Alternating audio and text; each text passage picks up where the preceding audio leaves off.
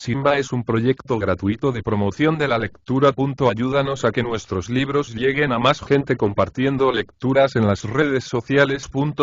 Si quieres, también puedes hacer una donación para mantener el proyecto y posibilitar que nuestra biblioteca siga creciendo. Los perros de rojiza pelambre. Rudyard Kipling. Cuento por nuestras claras, límpidas noches, por las noches de los rápidos corredores, por el hermoso batir la selva, la vista de largo alcance, por la buena caza, por la astucia de resultados certeros. Por el aroma matinal, que humedece el rocío aún no evaporado. Por el placer de ir tras las piezas que con terror incauto locas huyen. Por los gritos de nuestros compañeros cuando al derrotado Sambur han cercado. Por los riesgos de los excesos de la noche. Por el grato y dulce dormir de día a la entrada del cubil. Por todo esto vamos a la lucha. Muerte, guerra a muerte juramos. Fue después de la invasión verificada por la selva cuando empezó para Mowgli la parte más placentera de su vida. Sentía aquella buena conciencia que proviene de haber pagado sus deudas. Todos los habitantes de la selva eran sus amigos y ellos sentían un cierto temor de él. Las cosas que llevó a cabo, que vio y que oyó cuando vagaba solo en unión de sus 4 compañeros, daría origen a muchos cuentos, tan largo cada uno de ellos como el presente. Así pues, no os referiré su encuentro con el elefante loco de Mandla que mató 22 bueyes que conducían 11 carros de plata acuñada que pertenecía al Tesoro Nacional, esparciendo por el polvo las brillantes rupias. Tampoco os narraré su lucha con Jacala, el cocodrilo, durante toda una noche en los pantanos del norte y cómo rompió su cuchillo de desollador en las placas de la espalda del animal. Ni tampoco cómo encontró otro cuchillo más largo que pendía del cuello de un hombre que había sido muerto por un oso, y cómo siguió las huellas de este oso y lo mató, como justo precio por aquel cuchillo. Ni cómo quedó cogido en una ocasión, durante la gran hambruna, entre los rebaños de ciervos que migraban y fue casi aplastado por ellos. Ni cómo salvó a Ati el silencioso de caer por segunda vez en una trampa que tenía un palo afilado en el fondo, y cómo, al día siguiente, cayó él mismo en otra de las que ponen para coger leopardos, y cómo entonces Ati hizo pedazos los gruesos barrotes de madera que la formaban. Ni cómo ordeñó a hembras de búfalos salvajes en los pantanos. Ni cómo. Pero hay que narrar los cuentos uno a uno. Papá Lobo y Mamá Loba murieron, y Mowgli rodó una gran piedra contra la boca de la cueva, y entonó allí la canción de la muerte. Baloo era muy viejo y apenas podía moverse, y hasta Bagheera, cuyos nervios eran de acero y sus músculos de hierro, era un poco menos ágil que antes cuando quería matar una pieza. Akela, de gris que era, tornóse blanco como la leche. Tenía saliente el costillar y caminaba como si estuviera hecho de madera y Mowgli tenía que cazar para él. Pero los lobos jóvenes, los hilos de la deshecha manada de Seonele, crecían y se multiplicaban, y cuando hubo unos 40 de ellos, de 5 años, sin jefe, con buenos pulmones y ágiles pies, Akela les dijo que debían juntarse, obedecer la ley, y estar bajo la dirección de uno, como correspondía a los del pueblo libre. No se metió Mowgli en toda esta cuestión, porque, como él dijo, ya había comido frutas agrias y sabía en qué árboles se cogían. Pero cuando Fao, hijo de Faona, cuyo padre era el indicador de pistas en los tiempos de la jefatura de Akela, ganó en buena lid el derecho de dirigir la manada, según la ley de la selva, y cuando los antiguos gritos y canciones resonaron una vez más bajo las estrellas, Mowgli se presentó de nuevo en el consejo de la peña, como en memoria de los tiempos idos. Cuando se le antojaba hablar, la manada esperaba hasta que hubiera terminado y se sentaba en la peña al lado de Akela, más arriba de Fao. Eran, aquellos, días en que se cazaba y se dormía bien. Ningún forastero se atrevía a entrar en las selvas que pertenecían al pueblo de Mowgli, como llamaban a la manada. Los lobos jóvenes crecían fuertes y gordos, y había muchos lobatos en la inspección que se les hacía cuando eran llevados a la peña. Siempre iba Mowgli a estas reuniones, acordándose de aquella noche, cuando una pantera negra compró a la manada la vida de un chiquillo moreno y desnudo, y el largo grito de «Mirad, mirad bien, lobos». Hacía estremecer su corazón. Si no estaba allí, se internaba en la selva con sus 4 hermanos, y probaba, tocaba y veía toda suerte de cosas nuevas.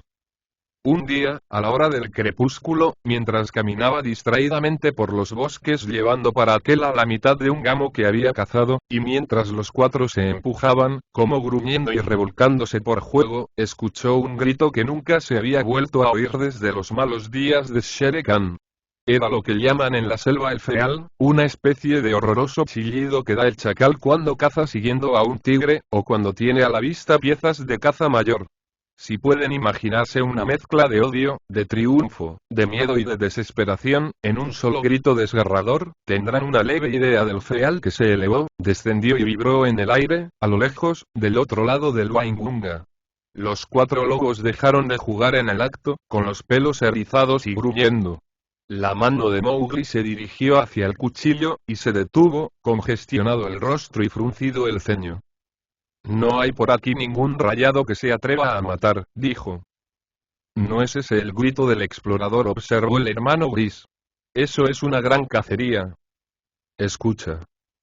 Resonó de nuevo el grito, medio sollozo, medio risa, como si el chacal tuviera flexibles labios humanos.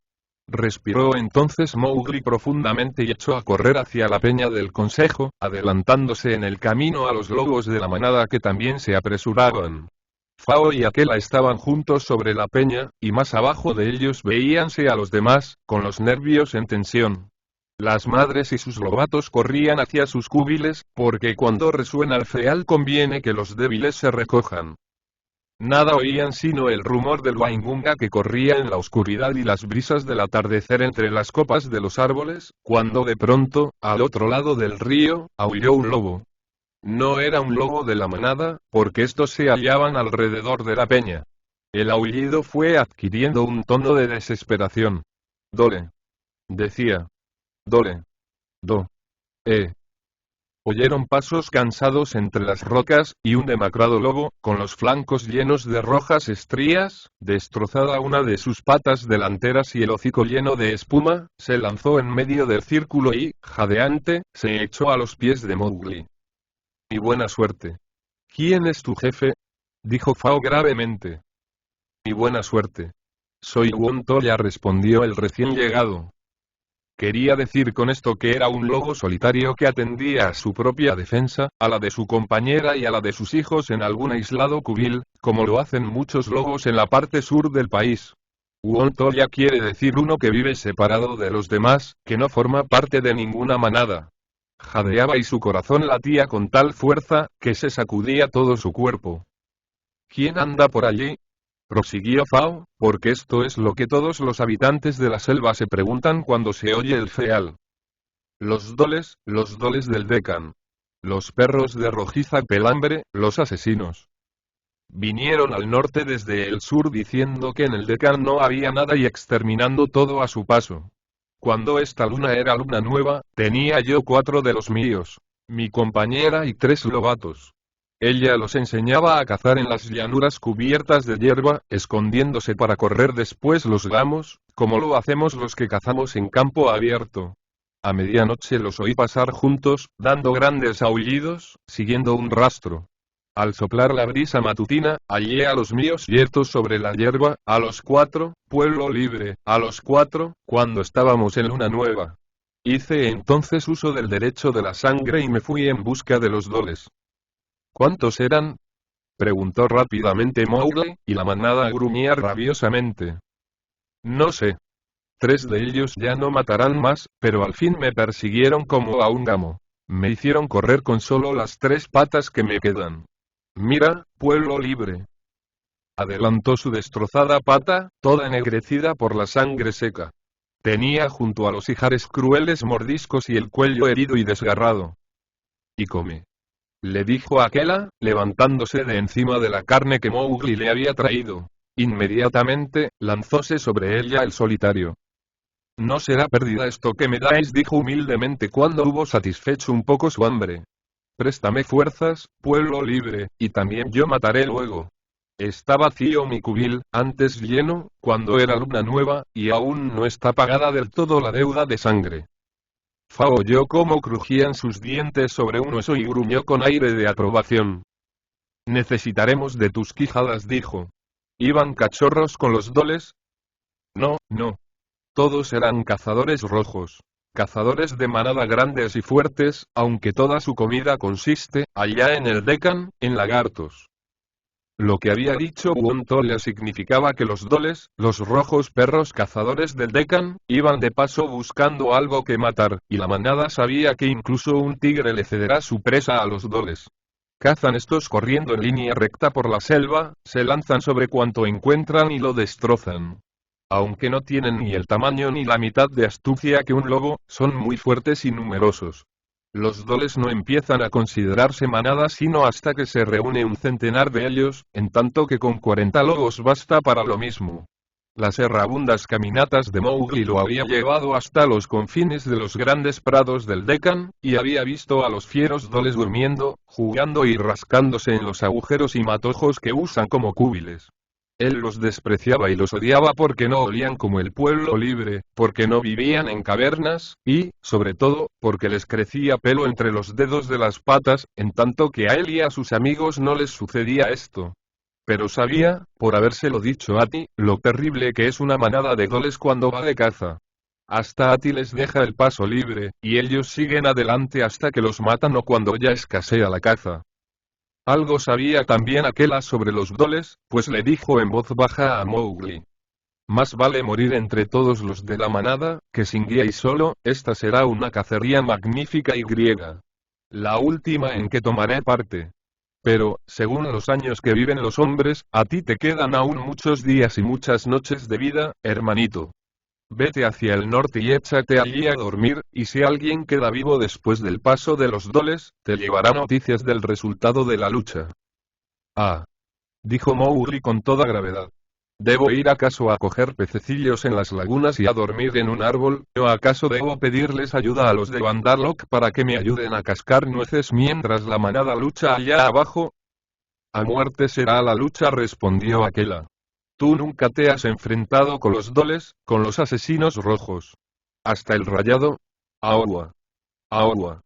Exclamó Mowgli de mal humor. Yo maté a un mono rayado, y estoy seguro que Shere Khan hubiera dejado a su misma compañera para que se la comieran los doles si el viento le hubiese llevado el olor de una manada al través de grandes extensiones de pastura. Escucha ahora. Hubo una vez un lobo, mi padre, y una loba, mi madre, y un lobo viejo y gris, no muy discreto a veces. Ahora está blanco, que era para mí como mi padre y mi madre juntos. Por tanto, yo, levantó más la voz. Digo que cuando vengan los doles, si vienen, Mowgli y el pueblo libre lucharán como iguales contra ellos. Y afirmo, por el toro que me rescató, por aquel toro que Bagheera pagó por mí en tiempos que ya no recordáis los de la manada, digo, y que lo tengan presente los árboles y el río que me oyen, si yo lo olvido.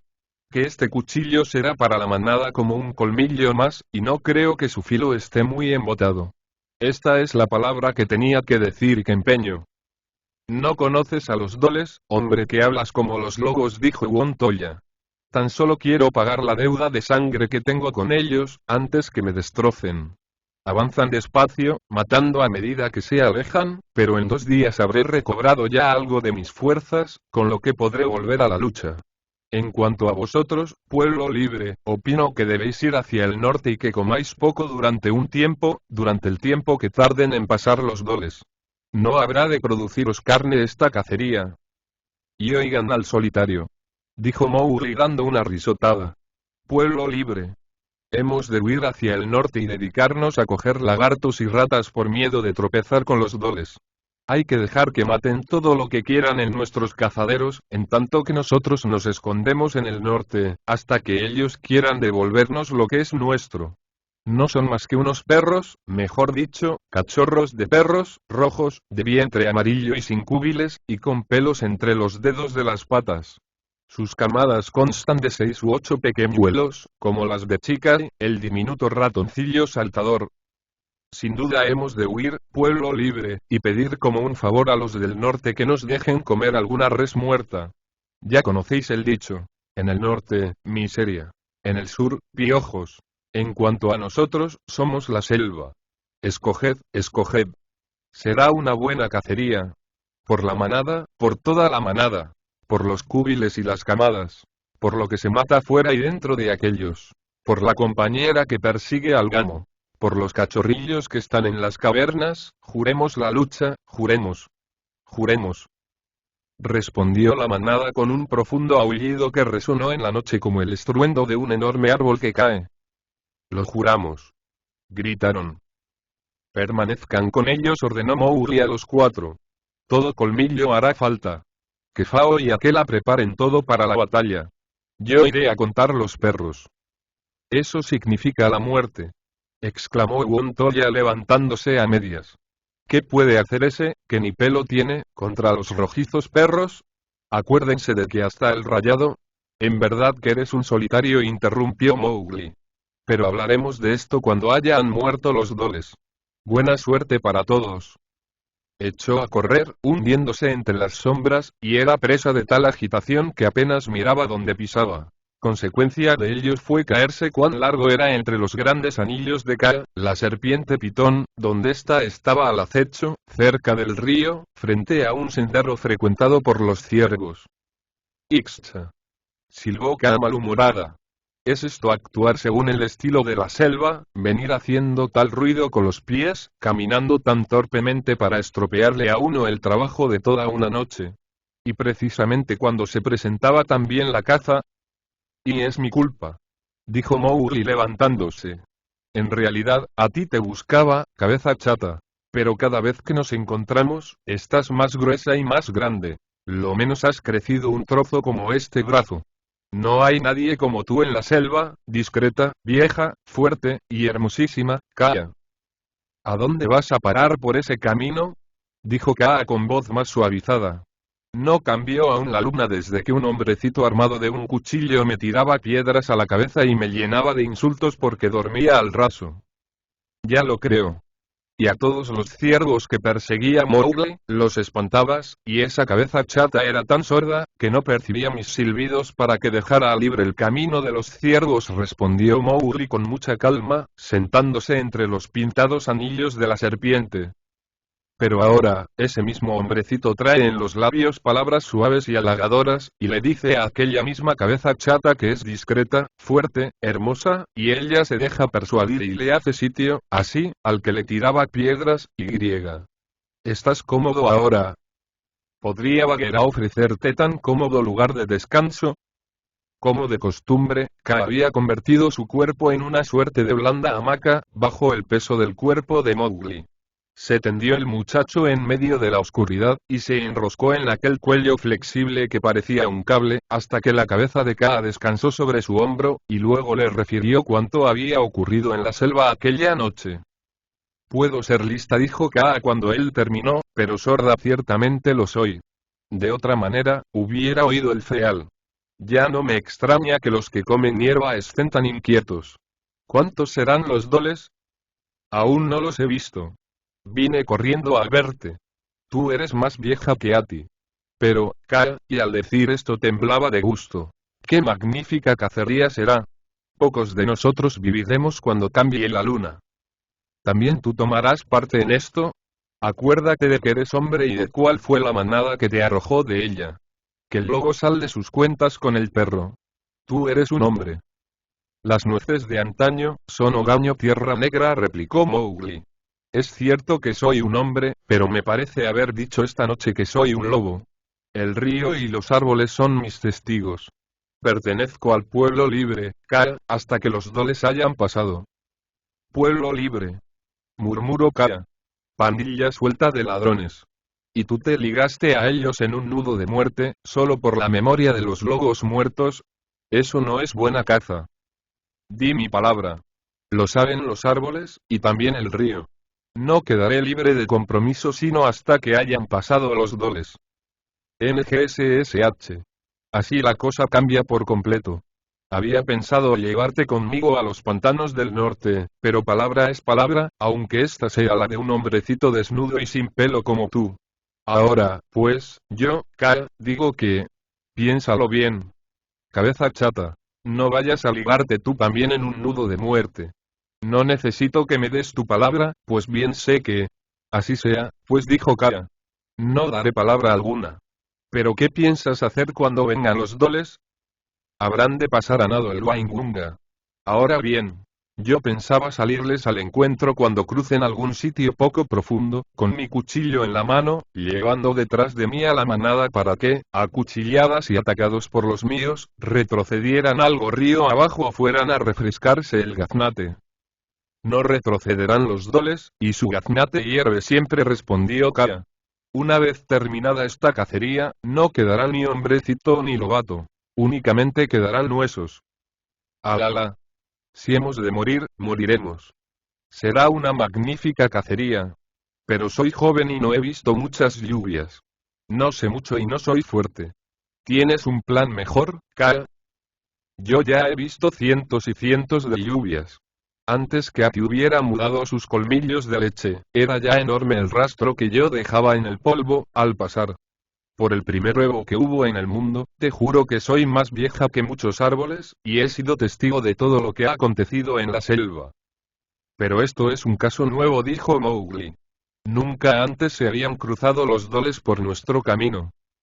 Lo que es ahora, ha sido también antes. Lo que será, no es más que un año olvidado que hiere al mirar hacia atrás. Mantente quieto mientras cuento los años que tengo. Durante más de una hora estuvo Mowgli echado sobre los anillos de la serpiente, en tanto que Kaa, con la cabeza inmóvil sobre el suelo, pensaba en todo lo que había visto y conocido desde que salió del huevo. Parecía extinguirse la luz de sus ojos, los que parecían viejos ópalos, mientras que, de cuando en cuando, daba una especie de torpes estocadas con la cabeza a derecha e izquierda, como si estuviera cazando en sueños. Mowgli dormitaba, porque sabía que nada hay como el sueño antes de la caza, y estaba acostumbrado a hacerlo a cualquier hora del día o de la noche. Después sintió que el cuerpo de Kaa crecía y se ensanchaba debajo del suyo mientras la enorme serpiente pitón soplaba, silbando con el ruido de una espada que se sacara de su vaina de acero. He visto todas las estaciones que ya pasaron, dijo al fin Kaa. Los árboles enormes, los viejos elefantes, las rocas desnudas y ásperas cuando todavía no las vestía el musgo. ¿Estás todavía vivo, hombrecito? Acaba de desaparecer la luna en el horizonte, respondió Mowgli. No entiendo. HSSH. Vuelvo a ser Kaa. Sabía que no hacía de ello sino un momento. Iremos ahora al río para enseñarte cómo deberás proceder contra los doles. Volvióse y se dirigió, recta como una flecha, hacia el lugar donde la corriente del Waingunga es mayor, y se hundió en el agua un poco más arriba de la laguna que oculta la Roca de la Paz, y llevaba a Mowgli a su lado. No, no nades. Me deslizaré rápidamente. Te llevo a cuestas, hermanito. Con su brazo izquierdo Mowgli se asió bien del cuello de Kaa, dejó caer el derecho, pegado al cuerpo y puso los pies en punta. Kaa embistió entonces contra la corriente como solo ella era capaz de hacerlo. La ondulación del agua formaba como una gorguera en torno del cuello de Mowgli y sus pies se balanceaban en el remolino que se veía a cada lado de la serpiente. 1 kilómetro o 2 arriba de la Roca de la Paz, se estrecha el Waingunga cuando pasa por una garganta que forman unas rocas de mármol de 25 o 30 metros de altura, y entonces la corriente se desliza como por un canal de molino entre toda suerte de pedruscos. Mowgli, empero, no hizo caso del agua. Poca habría en el mundo capaz de amedrentarlo ni por un momento.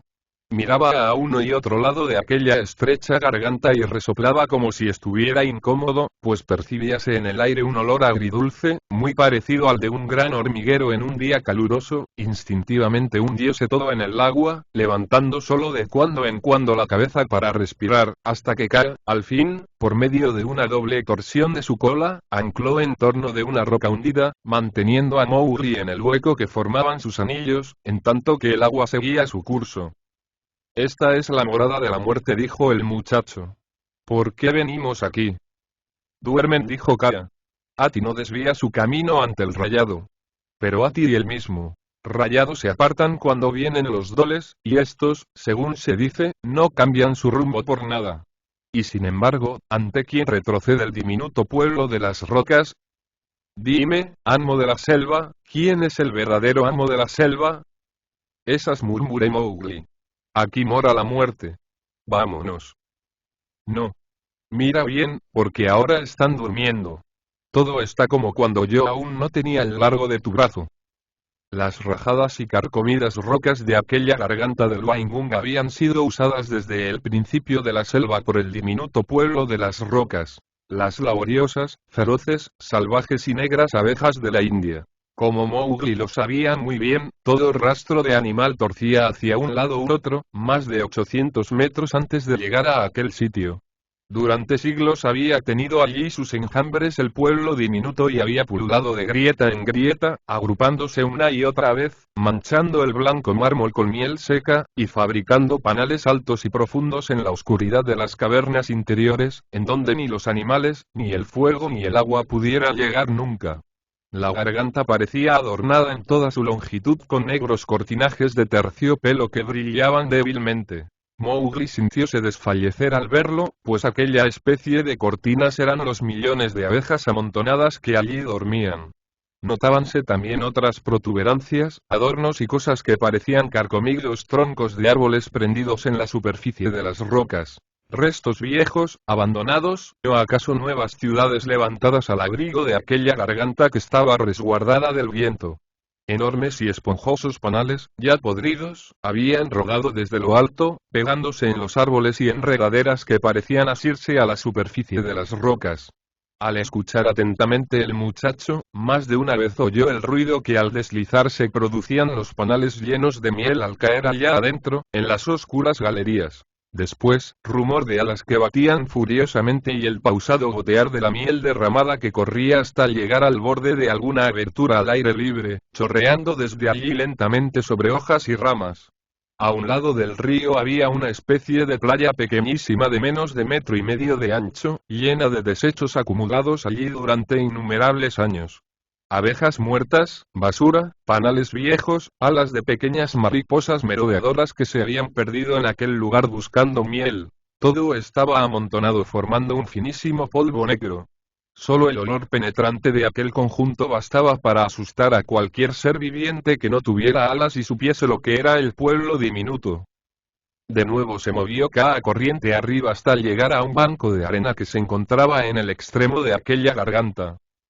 Aquí está lo que mataron en esta estación, dijo. Mira. Sobre el banco yacían los esqueletos de un par de ciervos y el de un búfalo. Mowgli pudo cerciorarse de que ni lobos ni chacales habían tocado los huesos, que estaban en posición natural sobre el suelo. Traspasaron el lindero. No conocían la ley, murmuró Mowgli, y el pueblo diminuto los mató. Vámonos antes de que despierten. No despiertan sino hasta el alba, dijo Kaa. Te contaré ahora esto. Venía un gamo perseguido desde el sur, hacia este sitio, hace muchas, muchas lluvias. No conocía la selva, y en pos de él iba toda una perrada. Ciego de miedo, saltó desde lo alto. La manada lo seguía guiándose con la vista, pues corría desafinadamente tras él, ciega para todo rastro. Ya el sol estaba alto, y el pueblo diminuto era numeroso y estaba muy enfurecido. Muchos fueron los perros que saltaron al Waingunga, pero, cuando llegaban al agua, ya estaban muertos. Los que no saltaron, fueron muertos también sobre las rocas. Pero el gamo quedó vivo. ¿Cómo fue eso? Porque llegó el primero, corriendo para salvar la vida, y saltó antes que el pueblo diminuto estuviera alerta, ya estaba en el río cuando se juntaron para matarlo. Pero la manada que venía detrás se perdió por completo bajo el peso de aquellas. ¿Y vivió el gamo? Repitió pausadamente Mowgli. Por lo menos no murió entonces, aunque no contara con nadie que, al caer, lo esperara para recibirlo sobre un cuerpo fuerte que lo protegiera del agua, como cierta gruesa, sorda y amarilla cabeza chata esperará a un hombrecito, sí. Aunque detrás de él fueran todos los doles del Deccan siguiéndole el rastro. ¿Qué opinas de eso? La cabeza de Kaa estaba cerca del oído de Mowgli. Pasó un poco de tiempo antes de que el muchacho contestara. Es jugar con la muerte, pero, Kaa, a la verdad tú eres quien sabe más en toda la selva. Muchos han dicho eso. Ahora, presta atención. Si los doles te siguen, ¿cómo me seguirán con toda seguridad? Ah. Ah. Mi lengua les lanzará agudísimas espinas que les escocerán la piel. Si te siguen furiosos y ciegos, sin mirar a ningún lado y mirándote solo a ti, los que no mueran arriba caerán al agua aquí o más abajo, porque el pueblo diminuto levantará el vuelo y los cubrirá a todos. Ahora bien, las aguas del Waingunga siempre tienen hambre, y ellos no contarán con ninguna Kaa que los sostenga cuando caigan. Por eso, los que vivan, serán arrastrados por la corriente hasta los bajíos, allá por los cúbiles de Seonele, y allí podrá tu manada salirles al encuentro y arrojarse sobre sus gargantas. ¡Ay! Euagua. Mejor que esto, no lo es ni la lluvia que cae a tiempo en la estación seca. Solo queda ahora la pequeña cuestión de la carrera y del salto. Haré que me conozcan los doles, para que me persigan muy de cerca. ¿Has visto la roca que se yergue sobre ti? ¿La has visto desde la tierra? No, ciertamente. No se me había ocurrido eso. Ve a verla. La tierra está podrida, llena de grietas y agujeros. Si pones en falso uno de tus torpes pies, la cacería habrá terminado. Mira, te dejaré aquí, y por el cariño que te tengo haré una cosa. Iré a referirle a la manada lo que hemos platicado para que sepan dónde podrán encontrar a los doles. En cuanto a mí, yo nada tengo que ver con ningún lobo. Cuando a Kaa no le gustaba una amistad, lo demostraba con más rudeza que cualquier otro habitante de la selva, excepto quizás Bagheera. Nadó río abajo y al llegar a la peña topóse con Fao y con aquella que escuchaban los ruidos nocturnos. «Is. Perros», dijo alegremente. «Los doles bajarán por el río. Si no tenéis miedo, podréis matarlos en los bajíos». «¿Cuándo llegarán?», dijo Fao. «¿Y dónde está mi hombre cachorro?», preguntó Akela. «Vendrán cuando hayan de venir», respondió Kaa. «Espéralos y verás. En cuanto a tu hombre cachorro, al cual le hiciste empeñar su palabra y que has conducido así a la muerte, tu hombre cachorro, digo, está conmigo, y si no está ya muerto ahora mismo no tienes tú la culpa, perro blanqueado. Espera aquí a los doles, y alégrate de que el hombre cachorro y yo peleemos a tu lado». Tornó Kaa a remontar con rapidez la corriente y dio fondo en mitad de la estrecha garganta, mirando hacia arriba, hacia el borde de los cantiles. Vio de pronto la cabeza de Mowgli que se proyectaba contra las estrellas, luego oyóse un rumor, como un silbido en el aire y el agudo stroke de un cuerpo que caía de pie, y al minuto siguiente ya encontrábase el muchacho descansando de nuevo sobre los anillos de Kaa. «Este salto, de noche, no es nada», dijo Mowgli suavemente. «He saltado de doble altura solo por divertirme. Pero allá arriba sí que es mal sitio. Puros arbustos bajos y zanjas profundas, todos llenos del pueblo diminuto. Coloqué grandes piedras superpuestas en el borde de las tres zanjas. Al correr, les daré con el pie y las lanzaré abajo, y así todo el pueblo diminuto se levantará detrás de mí, furioso». «Eso es habladurías y astucias de hombre», dijo Kaa. «Eres listo, pero ese pueblo está enfurecido siempre». «No. Al anochecer todas las alas descansan un rato, las que están cerca y las que están lejos. Me entretendré con los doles a esa hora, porque ellos cazan mejor de día. Ahora siguen el rastro de sangre que dejó Wontolla. Ni Chil abandona nunca un buey muerto, ni los doles un rastro de sangre», sentencié Kaa. «Entonces les daré un rastro nuevo, hecho con su propia sangre, si puedo, y les haré morder el polvo. ¿Te quedarás aquí, Kaa, hasta que regrese con mis doles?» «Sí. Pero, ¿qué sucederá si te matan en la selva, o si el pueblo diminuto te mata antes que puedas saltar al río?» «Cuando llegue mañana, cazaremos lo de mañana», respondió Mowgli citando un dicho de la selva. Y prosiguió: «Cuando esté muerto, que me canten la canción de la muerte». «Buena suerte, Kaa». Apartó su brazo del cuello de la serpiente y descendió por la garganta como si fuera un madero arrastrado por la avenida, chapoteando en dirección de la lejana orilla donde el agua formaba un remanso, y riéndose a carcajadas de puro gozo. A Mowgli nada le gustaba más que jugar con la muerte y mostrarle a toda la selva que él era allí el amo y su archiamo. Con frecuencia había robado, ayudado de Baloo, colmenas que las abejas fabricaban en árboles aislados. Gracias a ello, sabía que el pueblo diminuto no puede sufrir el olor del ajo silvestre.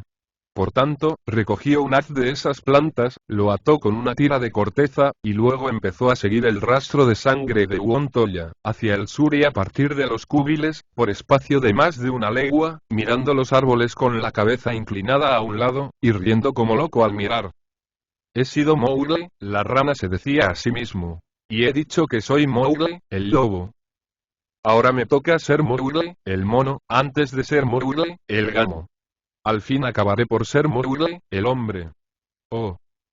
Y al decir esto pasó el pulgar por la hoja de su cuchillo, de 18 pulgadas de largo. El rastro de Wontolla, todo él formado de oscuras manchas de sangre, se deslizaba bajo un bosque de copudos árboles muy agrupados que se extendía hacia el noroeste, y que clareaba gradualmente desde la distancia de media legua antes de llegar a las rocas de las abejas. Desde el último árbol, hasta llegar a la broza baja de esas rocas, era ya campo abierto en donde apenas habría encontrado refugio un lobo.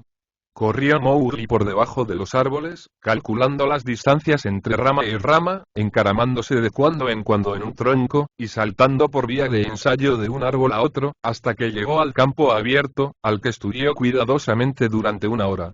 Regresó entonces y tomó de nuevo el rastro de Wontolla donde lo había dejado, se acomodó en un árbol que mostraba una rama saliente a unos 2,5 metros del suelo, y allí permaneció sentado tranquilamente, afilando su cuchillo en la planta del pie cantando. Poco antes del mediodía, cuando el calor era extremoso, escuchó ruido de pasos y percibió el abominable olor de la manada de doles que seguían, con aire feroz, el rastro de Wontolla. Vistos desde arriba los rojizos doles no parecían tener ni la mitad del tamaño de un lobo. Pero Mowgli sabía cuán fuertes eran sus pies y sus quijadas. Observó la cabeza puntiaguda y de color bayo del que los dirigía, el cual olfateaba la pista, y le gritó: ¡Y buena caza! La fiera miró hacia arriba y sus compañeros se pararon detrás de él, docenas y docenas de rojizos perros, de largas y colgantes colas, sólidas espaldas, débiles patas traseras y ensangrentadas bocas. Por lo general, los doles son muy silenciosos y no guardan buenas formas incluso con los de su manada. Eran unos 200 los que se hallaban reunidos debajo de Mowgli, pero este vio que los delanteros olfateaban con aire de hambrientos el rastro de Wontolla, e intentaban que toda la manada siguiera adelante. Pero esto no le convenía, porque entonces llegarían a los cúbiles en pleno día.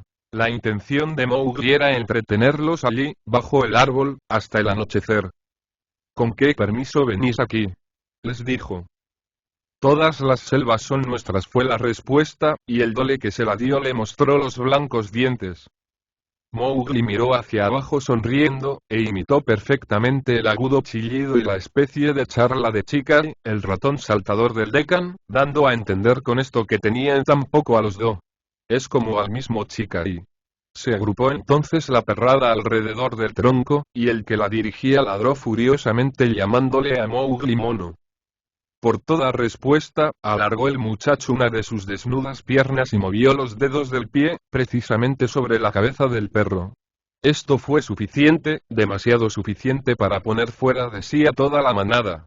Los que tienen pelo entre los dedos, no gustan de que nadie se lo recuerde. Apartó Mowgli su pie cuando el jefe saltó para mordérselo, y le dijo suavemente: perro rojizo. Vuélvete al Deccan a comer lagartos. Vete con Chikari, tu hermano, perro rojizo. Tienes pelo entre los dedos. Y movió sus propios dedos por segunda vez. Y baja de allí antes que te sitiemos por hambre, mono pelón. Aulló la manada, y eso era precisamente lo que Mowgli quería. Acostóse a lo largo de la rama, apoyada una mejilla contra la corteza, libre su brazo derecho, y en esta posición le dijo a la manada lo que pensaba y sabía de ella, sus maneras, sus costumbres, compañeros y pequeñuelos. No hay en el mundo lenguaje tan rencoroso y ofensivo como el que usa el pueblo de la selva para mostrar su superioridad y su desprecio. Si piensan ustedes durante un momento, verán cómo esto tiene que ser así. Como le había dicho Mowgli a Kaa, tenía en la lengua espinas muy punzantes, y poco a poco, y asimismo deliberadamente, llegó a los doles desde el silencio a los gruñidos, de estos a los aullidos, y de los aullidos a la más sorda e imponente rabia. Intentaron contestar sus improperios, pero lo mismo hubiera intentado hacerlo un cachorro al que hubiese enfurecido con su lenguaje Kaa. Durante todo este tiempo, la mano derecha, de Mowgli estuvo siempre junto al costado, encogida y pronta para la acción, mientras sus pies se cruzaban en torno de la rama. El enorme jefe Bayo había saltado muchas veces en el aire, pero Mowgli no quiso arriesgarse a dar un golpe en falso. Por último, enfurecido hasta lo indecible, saltó el animal a más de 2 metros desde el nivel del suelo. Entonces la mano del muchacho lanzóse hacia aquel como si fuera la cabeza de una de las serpientes que viven en los árboles y lo aferró por la piel del pescuezo. La rama se sacudió de tal modo cuando echó hacia atrás todo el peso de su cuerpo, que casi arrojó a Mowgli al suelo. Pero no soltó a su presa, y, pulgada a pulgada, levantó a la bestia que colgaba de su mano como un chacal ahogado. Con la mano izquierda asió su cuchillo y cortó la roja y peluda cola y arrojó después al suelo al Dole. No necesitaba hacer más. La manada ya no seguiría el rastro de Wontolla, hasta que mataran a Mowgli o Mowgli los matara a ellos. Vio que se sentaban formando círculos y con un temblorcillo en las ancas, lo que significaba que allí permanecerían. Por tanto, encaramóse a un sitio más alto donde se cruzaban dos ramas, apoyó allí la espalda con toda comodidad y se quedó dormido. Despertó al cabo de 3 o 4 horas y contó los perros de la manada. Todos estaban allí, silenciosos, hoscos, secas las fauces y los ojos fríos como el acero. El sol empezaba a ponerse. Dentro de media hora, el pueblo diminuto de las rocas terminaría su labor, y, como ya se dijo, los doles no pelean tan bien a la hora del oscurecer. No necesitaba tan buenos vigilantes, dijo cortésmente, poniéndose en pie en la rama. Pero ya me acordaré de esto. Son ustedes verdaderos doles, pero, en mi opinión, demuestran demasiado celo. Por eso no le entregaré su cola al comedor de lagartos. ¿No estás contento, perro rojizo? Yo mismo te sacaré las tripas, aulló el jefe de la manada, arañando el pie del árbol. No harás tal. En vez de eso, piensa un poco, sabia rata del Deccan. Verás cuántas camadas nacerán de perrillos rojos sin cola. Eso es, con muñoncitos rojos en carne viva que les escocerán cuando la arena arda, calentada por el sol. Vuélvete a tu casa, perro rojizo. Y publica que un mono te ha hecho eso. ¿No te irás? Entonces, ven conmigo y yo te enseñaré a ser discreto. Saltó entonces Mowgli, al estilo de los Bandar Log, al árbol más próximo. De este, al siguiente, y luego al otro y al de más allá, y le seguían siempre los perros, levantada la cabeza, hambrientos. De cuando en cuando fingía caerse, y los de la manada se atropellaban los unos a los otros en su prisa por ser los primeros en matarlo. Era un espectáculo curioso. El muchacho saltando por las ramas más altas de los árboles, brillando su cuchillo a la luz del sol que ya estaba bajo, y la silenciosa manada rojiza que parecía de fuego apiñándose y siguiéndolo desde abajo. Cuando llegó al último árbol, cogió los ajos que llevaba y se frotó con ellos el cuerpo todo cuidadosamente, y los doles aullaron despectivamente. Mono con lengua de lobo, ¿crees que así nos harás perder tu rastro? Dijeron. Te seguiremos hasta matarte. Toma tu cola, respondió Mowgli, arrojando hacia atrás la que había cortado, y la manada, instintivamente, se precipitó sobre ella. Y ahora, síganme, hasta la muerte. Se había deslizado por el tronco de un árbol, y corría, desnudos los pies y ligero como el viento hacia las rocas de las abejas, antes de que los doles comprendieran lo que iba a hacer. Lanzaron estos un profundo aullido, y empezaron a correr con aquel largo y pesado galope que acaba por rendir al fin a cuanto sea capaz de correr. Sabía Mowgli que, juntos en manada, su velocidad era muy inferior a la de los lobos. De lo contrario, nunca se hubiera arriesgado a aquella carrera de media legua en campo abierto. Ellos estaban seguros de que por último se apoderarían del muchacho, y él lo estaba también de que podía jugar con ellos como quisiera. Toda su labor consistía en mantenerlos suficientemente excitados tras él para evitar que se volvieran antes de tiempo. Corría metódicamente, con paso igual y gran elasticidad, y el jefe sin cola iba 5 metros detrás de él y lo seguían los demás en un espacio de terreno que podría medir unos 400 metros, locos, ciegos de coraje todos los doles, y ansiosos de matar. Así mantuvo el muchacho su distancia, sirviéndose del oído para calcularla, reservando su último esfuerzo para cuando se lanzara entre las rocas de las abejas. El pueblo diminuto se había entregado al sueño al empezar el ocaso, porque no era aquella la estación en que se abren tarde las flores. Pero cuando sonaron los primeros pasos de Mowgli en el suelo hueco, oyó tal ruido que no parecía otra cosa sino que la tierra entera rezumbara. Entonces corrió como nunca antes había corrido en su vida, y dio un puntapié a uno, a dos, a tres de los montones de piedras, arrojándolas en las oscuras grietas que exhalaban un olor dulzón. Oyó una especie de bramido, parecido al del mar cuando invade una caverna. Miró con el rabillo del ojo y vio que el aire se oscurecía a su espalda. Vio también la corriente del Waingunga allá abajo, y sobre el agua una cabeza chata de forma parecida a un diamante. Saltó al vacío con toda su fuerza, oyendo cómo se cerraban las quijadas del Dole sin cola, cuando iba por el aire, y cayó en el río, de pie, salvo ya, sin aliento y triunfante. Ni una picadura tenía en el cuerpo porque el olor del ajo había mantenido a distancia al pueblo diminuto durante los breves segundos que estuvo entre las abejas. Cuando surgió a la superficie del agua, lo sostenían los anillos de Ka, y multitud de cosas saltaban desde el borde del acantilado. Grandes montones, según parecía, de abejas apiñadas que descendían como plomos de sondas. Pero antes de que cualquiera de ellos tocara el agua, volaban las abejas hacia arriba y el cuerpo de un Dole daba volteretas en la corriente, que lo arrastraba. Mowgli y su compañera oían allá, sobre su cabeza, furiosos y breves aullidos, pronto ahogados por una especie de bramido como cuando rompe el mar contra los escollos. El enorme rumor de las alas del pueblo diminuto de las rocas.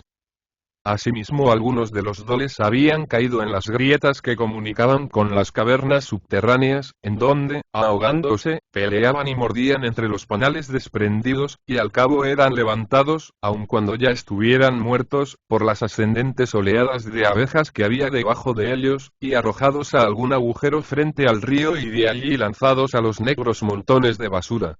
Otros Doles saltaron sobre los árboles de los acantilados, y las abejas cubrían sus cuerpos hasta borrar sus contornos. Pero la inmensa mayoría de ellos, locos por las picaduras, se habían arrojado al río, y, como Kaa lo había dicho, el Waingunga está siempre hambriento.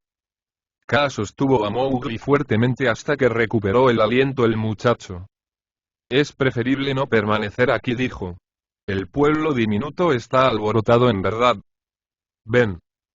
Nadando tan aplastado contra el agua cuanto le era posible y zambulléndose con frecuencia, Mowgli descendió por el río, cuchillo en mano. Y despacio. Despacio. Decía Kaa. Un solo diente no matará a centenares, a menos que sea un diente de cobra, y muchos Doles se arrojaron de inmediato al agua cuando vieron al pueblo diminuto. Así tendrá más trabajo mi cuchillo, entonces. Fai. ¿Cómo nos siguen las abejas? Mowgli se zambulló de nuevo. La superficie del agua estaba cubierta de abejas que zumbaban irritadas y picaban cuanto hallaban a su paso. Nada se ha perdido nunca con guardar silencio, dijo Kaa. Ningún aguijón podía atravesar sus escamas, y tienes toda la noche para tu cacería. ¿Oyes cómo aullan? Casi la mitad de la manada había visto la trampa en que habían caído sus compañeros, y volviéndose rápidamente a un lado se habían arrojado al agua donde la garganta formaba ribazos. Sus gritos de rabia y sus amenazas contra el mono de los bosques que los había engañado tan vergonzosamente, se confundían con los aullidos y el gruñir de los que habían sido atormentados por las picaduras del pueblo diminuto. Quedarse en la ribera era la muerte segura, y bien lo sabía cada uno de los Doles. Su manada iba río abajo dirigiéndose a los profundos remansos de la Laguna de la Paz, pero incluso hasta allí los seguía el pueblo diminuto y los obligaba a volver al centro de la corriente.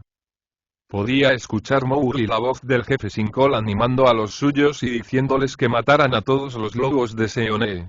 Pero no perdió su tiempo escuchándola.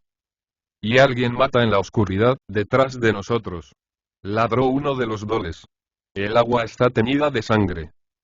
Mowgli se había zambullido y nadaba como si fuera una nutria, arrojó a uno de los Doles bajo el agua antes que tuviera tiempo de abrir el hocico, y surgieron a la superficie unos círculos oscuros al aparecer el cuerpo que se volvía de lado.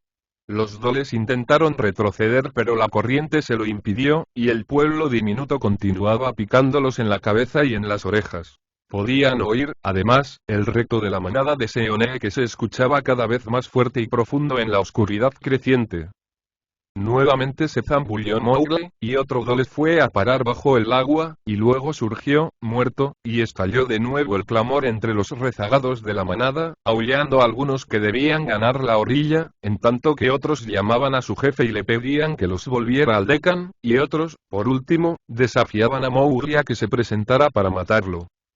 Esos vienen a la pelea con pensamientos diferentes y muchas voces, dijo Kaa. Lo que falta hacer corresponde a los tuyos allá abajo. El pueblo diminuto regresa a dormir. Ya se alejaron mucho persiguiéndonos. Ahora yo también me regreso porque no soy de la misma clase que los lobos. Buena caza, hermanito, y recuerda que los doles dirigen abajo sus mordiscos. Llegó un lobo corriendo en tres patas por la ribera del río, ora saltando, ora ladeando y aplastando la cabeza contra el suelo, ya encorvando la espalda, ya saltando a tanta altura como le era posible, como si estuviese jugando con sus cachorros. Era Uontolla, el solitario. No decía palabra, sino que continuaba su horrible juego persiguiendo a los doles. Estos hacía ya rato que estaban en el agua y les pesaba el mojado pelo y las gruesas colas que les colgaban como esponjas, tan rendidos que también ellos callaban, mirando aquel par de ojos llameantes que se movían frente a ellos. Esto no es cazar según las reglas, dijo uno, jadeando. Buena suerte, dijo Mowgli surgiendo completamente del agua al lado de la fiera, clavándole su largo cuchillo junto a la espaldilla y apretando todo lo que pudo para evitar la dentellada del agonizante. ¿Estás allí, hombre cachorro? Gritó Uontolla desde la orilla. Pregúntaselo a los muertos, solitario, respondió Mowgli. ¿No has visto bajar a ninguno por el río?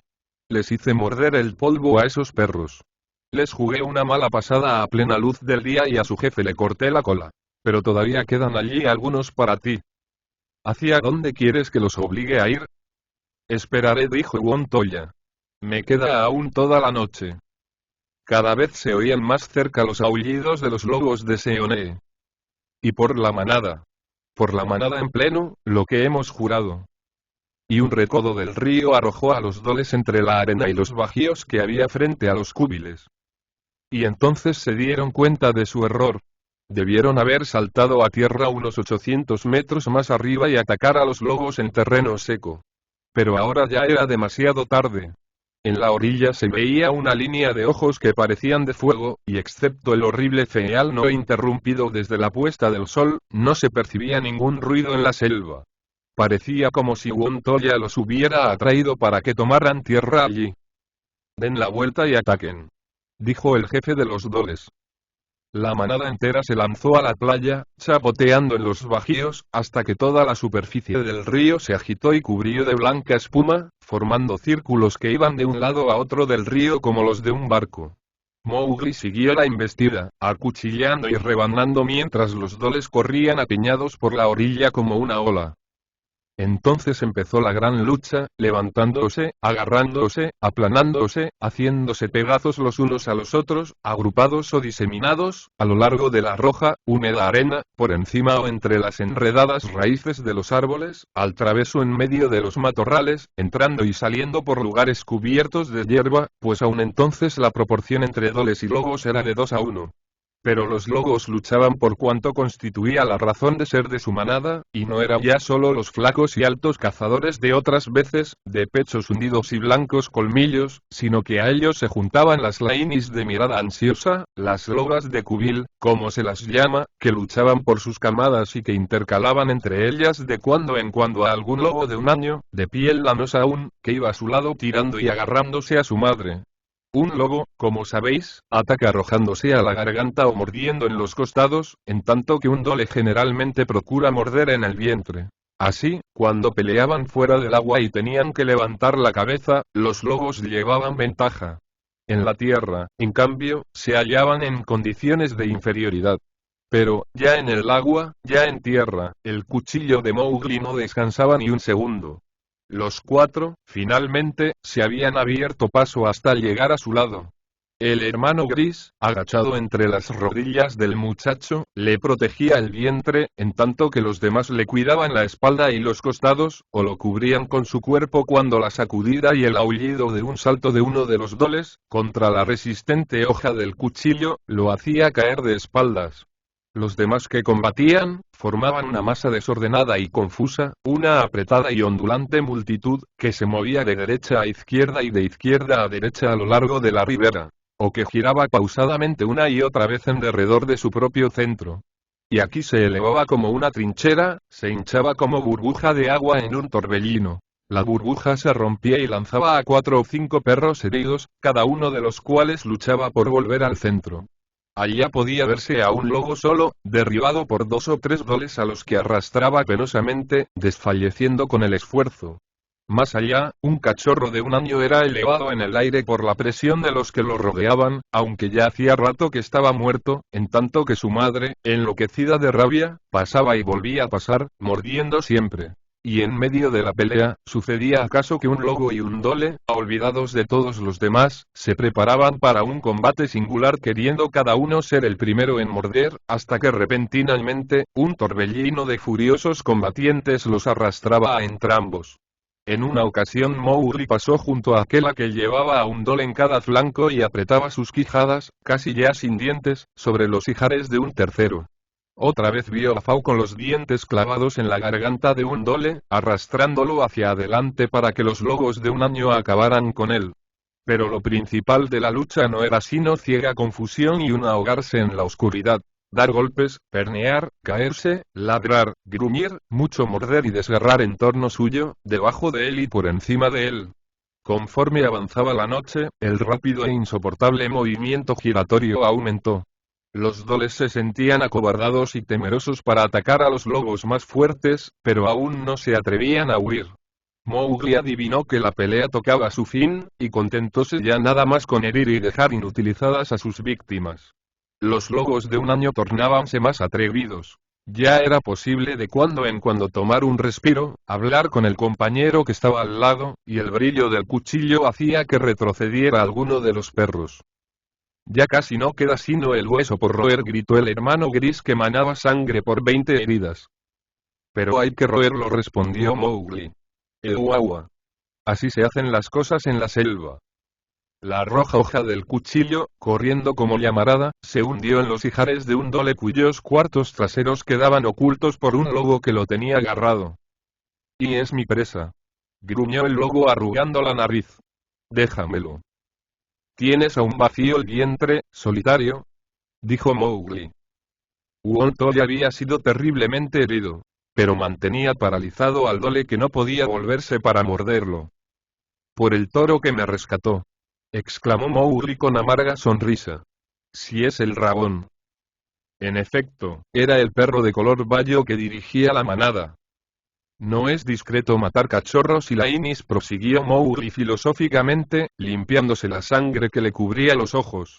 A no ser que haya matado también al solitario, y me parece que ahora Uontoya te matará a ti. Acudió un dole en ayuda de su jefe. Pero antes de que clavara sus dientes en el costado de Uontoya, el cuchillo de Mowgli se clavó en la garganta del perro y el hermano gris se encargó de rematarlo. Así se hacen las cosas en la selva. Dijo de nuevo Mowgli. Uontoya nada dijo. Tan solo sus quijadas fueron cerrándose cada vez más sobre el espinazo del dole al paso que su propia vida se extinguía. Se estremeció el dole, cayó su cabeza y quedó inmóvil, mientras que el mismo Uontoya caía también sobre su cuerpo. ¡Yiu! La deuda de sangre está pagada, dijo Mowgli. Canta la canción, Uontoya. No cazará ya más, dijo el hermano gris. Y aquella también guarda silencio desde hace mucho rato. Y oímos ya el hueso. Tronó Fao, el hijo de Faona. Huyen. Mátenlos. Extermínenlos, cazadores del pueblo libre. Uno tras otro se retiraban los doles de aquella oscura y ensangrentada arena hacia el río, hacia la espesa selva, río arriba o río abajo, según donde veían despejado el camino. Y la deuda. La deuda. Gritó Mowgli. Que paguen la deuda. Asesinaron al lobo solitario. Que no escape con vida ni uno solo. Volaba hacia el río, con el cuchillo en la mano, para detener a cualquier perro que intentara arrojarse al agua, cuando, bajo un montón de 9 cadáveres, vio surgir la cabeza y los cuartos anteriores de aquella. Mowgli cayó de rodillas al lado del lobo solitario. ¿No te dije que esta sería mi última pelea? dijo Aquela, jadeando. Ha sido una buena caza, ¿y tú, hermanito? Estoy vivo, y he matado a muchos. Muy bien. Yo me muero, y quisiera morir a tu lado, hermanito. Mowgli apoyó en sus rodillas la cabeza llena de horrorosas heridas y puso sus brazos en torno del cuello, desgarrado también. Ha pasado ya mucho tiempo desde aquellos días en que vivía Shere Khan y en que un hombre cachorro se revolcaba desnudo en el polvo. No. No. Yo soy un lobo. Yo soy de la misma raza que el pueblo libre. Dijo Mowgli llorando. Yo no tengo la culpa de ser un hombre. Eres un hombre, hermanito, lobato a quien he vigilado. Eres un hombre. De lo contrario, la manada hubiera huido frente a los doles. Yo te debo la vida, y hoy le salvaste la vida a la manada, como yo te salvé a ti. ¿Lo olvidaste? Todas las deudas están ya pagadas. Vete con tu propia gente. Te lo repito, luz de mis pupilas. La cacería ha terminado. Vete con tu propia gente. No iré nunca. Cazaré solo en la selva. Ya lo he dicho. Tras el verano vienen las lluvias, y después de las lluvias, la primavera. Vete, antes de que te veas obligado a hacerlo. ¿Quién me obligará? Mowgli mismo obligará a Mowgli. Vuelve con tu gente. Vuelve con los hombres. Pues me iré cuando Mowgli sea quien obligue a Mowgli a marcharse, respondió el muchacho. Nada más tengo que decirte, dijo Aquela. Hermanito, ¿podrías levantarme y ponerme en pie? También yo fui jefe del pueblo libre. Muy cuidadosa y suavemente, Mowgli apartó los cuerpos amontonados y puso en pie a Aquela, abrazándolo, y el lobo solitario resolló con fuerza y empezó a cantar la canción de la muerte que todo jefe de manada debe cantar al morir. Adquiría mayor fuerza por momentos, elevándose, resonando al través del río, hasta llegar al grito final de «Buena caza». Entonces se arrancó Aquela de los brazos de Mowgli por un instante, y, saltando en el aire, cayó de espaldas, muerto, sobre la última y terrible matanza. Se sentó Mowgli con la cabeza entre las rodillas, sin atender a cosa alguna, en tanto que los rezagados doles que huían eran perseguidos y destrozados por las implacables Lainis. Poco a poco cesaron los gritos, y los lobos regresaron renqueando, porque sus heridas los molestaban más y más, para recontar las pérdidas que habían sufrido. 15 de los de la manada y media docena de Lainis quedaron muertos junto al río, y ninguno de los otros había salido indemne. Y Mowgli permaneció allí sentado hasta el alba, cuando sintió en su mano el hocico enrojecido y húmedo de Phao, y entonces Mowgli se apartó y le mostró el demacrado cuerpo de Aquela. Buena suerte, dijo Phao, como si Aquela estuviese todavía vivo, y luego, hablando a los otros por encima de su ensangrentada espaldilla, gritó: «Aullad, perros. Esta noche ha muerto un lobo». Pero de toda la manada de 200 luchadores doles, que pregonaban ser amos de todas las selvas, y que no había ser viviente que pudiera batirse con ellos, ni uno solo volvió al decampar a repetir las palabras de Phao. La canción de Chil. Esta es la canción que entonó Chil cuando los milanos descendieron uno tras otro al cauce del río, una vez terminada la gran batalla. Chil es amigo de todo el mundo, pero es una criatura que tiene corazón de hielo, porque sabe que casi todos en la selva irán a parar a él un día u otro. Mis compañeros eran. Frente a mí corrían por la noche, frente a Chil, fijaos, frente a Chil el milano. Pero ahora silbo sobre sus cuerpos, pues todo ha terminado. Chil. Avanzadas de Chil. Palabra me dieron. Me avisarían donde botín hubiera. Palabra les di. Mostrarles yo también al gamo en la llanura. Aquí termina toda huella. Enmudecieron por siempre. Los viejos guías de la manada, frente a Chil, fijaos, frente a Chil el milano. Los que al Sambur acorralaban o se apoderaban de él cuando pasaba. Chil. Avanzadas de Chil. Aquellos que explorar solían, los que se adelantaban, los rezagados, no seguirán más pistas, no cazarán ya juntos. Eran mis compañeros. Piedad siento por su muerte. Frente a Chil, fijaos, frente a Chil el milano. Ahora mi canción se eleva por ellos a quienes conocí orgullosos. Chil. Avanzadas de Chil. Flancos rotos, ojos hundidos, hocicos abiertos y rojos, entrelazados, descarnados y solos yacen, muertos sobre muertos. Todo rastro aquí termina. Los míos quedarán hartos con tanta carne. Pu.